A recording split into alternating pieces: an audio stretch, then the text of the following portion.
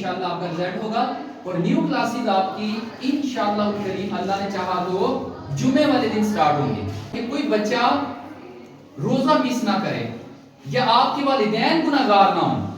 آپ کے والدین کو گناہ سے بچانے کے لیے ایک اچھی نیت کے ساتھ میں آیا ہوں. اگر 29 کا مہینہ ہوا شعبان کا تو پہلا روزہ کب ہوگا؟ ہفتے کو. اور اگر 30 کا مہینہ ہوا شعبان المعظم کا تو پہلا روزہ اتوار کو ہوگا. پہلا روزہ اگر پہلا روزہ اتوار کو ہی سمجھ لیں، اتوار سوموار منگل، تو رزلٹ تو بدھ کو ہے، تو 3 روزے گزر چکے ہوں گے. تو مجھے ڈر ہے کہیں ہمارے بچے روزے نہ مس کر لیں، 3 روزے یا 4 جو روزے پہلے آئیں گے رزلٹ سے پہلے. مجھے یہ بھی ڈر ہے کہ ہو سکتا ہے ماں باپ کو یہ شرعی مسئلہ معلوم نہ ہو. اگر شرعی مسئلہ یہ ماں باپ کو معلوم نہ ہوا، آپ کو روزہ نہ رکھوایا تو وہ گناہگار ہوں گے. یہ مسئلہ بتانے کے لیے آئے ہیں، اور آپ نے گھر میں یہ مسئلہ بتانا ہے. آپ کو بار بار یہ مسئلہ میں بتاتا رہتا ہوں. آپ بتائیں جب بچہ اسلامی تاریخ کے مطابق 8 سال کی عمر میں قدم رکھ لے تو ماں باپ پر بچے کو روزہ رکھوانا کیا ہو جائے گا؟ ضروری. کیا ہو جائے گا؟ ضروری. اور اگر ماں باپ بچے کو روزہ نہیں رکھوائیں گے تو کیا ہوں گے؟ ماں باپ اگر بچے کو روزہ نہیں رکھوائیں گے تو کیا ہوں گے؟ جب بچہ 8 سال کی عمر میں قدم رکھ لے اور ماں باپ اگر بچے کو روزہ نہ رکھوائیں گے تو کیا ہوں گے؟ گناہگار. صاحب بولیں کیا ہوں گے؟ گناہگار ہوں گے. تو امی ابو کو یہ بات بتانی ہے نا. یہ بات. دوسری بات، امی ابو کو یہ بھی بتائیں کہ آپ کو دیکھیں امی ڈر ہے میری صحت خراب ہو جائے گی، آپ کو یہی ڈر ہے. تو امی اگر میری صحت خراب ہو گئی، اگر کوئی مجبوری ہوگی تو میں روزہ توڑوں گا تو مجھے گناہ نہیں ہوگا. گناہ تو آپ میری وجہ سے کیوں گناہگار ہو رہے ہیں؟ اگر میں نے روزہ مجبوری کی وجہ سے توڑ دیا تو میں گناہگار نہیں ہوں گا، کیوں؟ میں بالغ نہیں ہوں. اور اگر روزہ توڑ دیا مجبوری کی وجہ سے، اگر آپ نے وہ روزہ نہ بھی رکھا تو آپ گناہگار. بچے کے لیے یہی مسئلہ ہے نا کہ بچے نے اگر روزہ توڑ دیا مجبوری کی وجہ سے تو اب اس کے لیے ضروری نہیں ہے کہ وہ اس دن کا روزہ دوبارہ رکھے. ہاں نماز توڑ دے تو نماز دوبارہ پڑھائی جائے. نماز توڑ دے بچہ تو نماز تو روزہ ٹوٹ جائے تو روزہ دوبارہ بچے سے نہ رکھوایا جائے. تو پہلی بات یہ بتانی امی جان، آپ نے سحری کے وقت ہمیں اٹھانا ہے، اور سحری کے کھانے میں برکت ہے. میں نے بیٹا کوئی حدیث نہیں پڑھی ایسی کہ ناشتے میں برکت ہے. امی میں نے ناشتہ تو کرنا ہی ہے نا، تو مجھے سحری کے وقت اٹھا لیں، تھوڑی دیر پہلے اٹھا لیں، بلکہ آپ خود اٹھیں. امی ابو کو اٹھائیں، اپنا ایک جدول بنائیں، اپنا الارم لگائیں. یہ اس ٹائم میں نے 1 گھنٹہ پہلے اٹھنا ہے، تو یہ آپ اپنا جدول بنائیں. اور امی ابو کو کہیں مجھے سحری برکت والا کھانا کھانے دیں. آپ کیا کریں، اگر تو 29 کا یہ مہینہ ہوا تو پہلا روزہ کب ہوگا؟ ہفتے والے. پہلا روزہ کب ہوگا؟ پھر آپ کو پہلی تراویح کب پڑھنی پڑے گی؟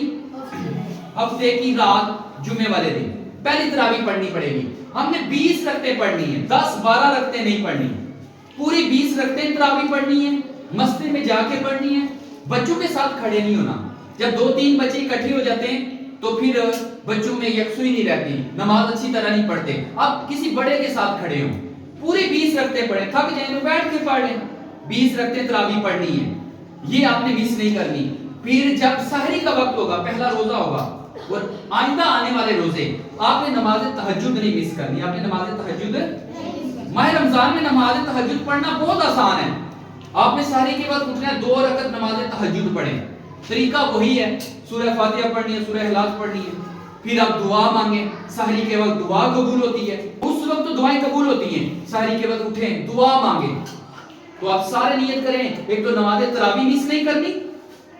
ماہ رمضان کے روز ہم نے روزے رکھنے، بعد میں اگر کوئی شرعی مسئلہ بنتا ہے تو ٹوٹ بھی گیا تو آپ گناہگار نہیں ہے. مگر امی ابو کو بتا دیں کہ آپ نے ہمیں روزے رکھوانے، آپ نے ہمیں روزے رکھوانے. 5 وقت کی نماز جماعت کے ساتھ پڑھنی ہے، مسجد میں جا کے 5 وقت کی نماز پڑھنی ہے، تلاوت قرآن پاک کرنی ہے، درود شریف پڑھنا ہے، امی ابو کے ساتھ تعاون کرنا ہے، ساری افطاری میں تعاون کرنا ہے. اگر پاس دکانیں تو آپ کے محلے میں ہیں تو آپ اٹھ کر صبح دودھ دہی لے کر آئیں، امی آپ کو بھیجیں، آپ کام کریں. اور آپ کا لباس بھی جس طرح آج یہ بچہ ماشاءاللہ تیار ہو کر آئے، پورے ماہ رمضان میں آپ تیار رہیں.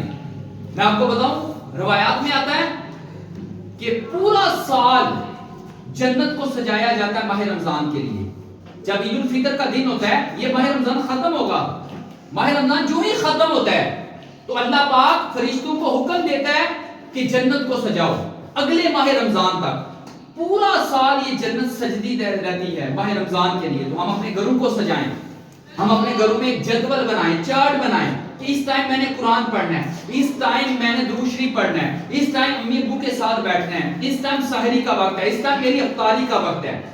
तो ये सारा जदवल हमारे बच्चे बनाएं। इतना मजा आएगा बेटा माह रमजान गुजारने का। एक बार आप जदवल के मुताबिक माह रमजान गुजारें, आपको बहुत मजा आएगा। सर आपका ढांपा हुआ हो, सर नहीं नंगा हो, फिर आपकी आदत बन जाएगी। माह रमजान में आप सर ढांप के रखेंगे, फिर अगले महीनों में आपके लिए आसानी हो जाएगी।